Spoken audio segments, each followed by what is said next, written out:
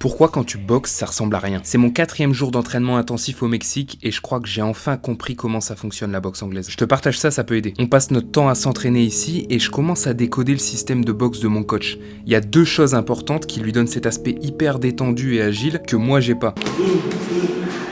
Qui va te permettre de pouvoir frapper en haut, Comme il nous le répète à longueur de journée, la base de tout, c'est les talons et les genoux. Déjà avec les genoux, il va créer une sorte de rebond et à partir de ça, il peut tout faire. Envoyer des gros coups puissants, mettre un bouclier, faire des esquives, parades, envoyer un direct du bras avant. Tu peux flipper, en effet, mais il y a flipper ça, il y a rien, il y a flipper ça.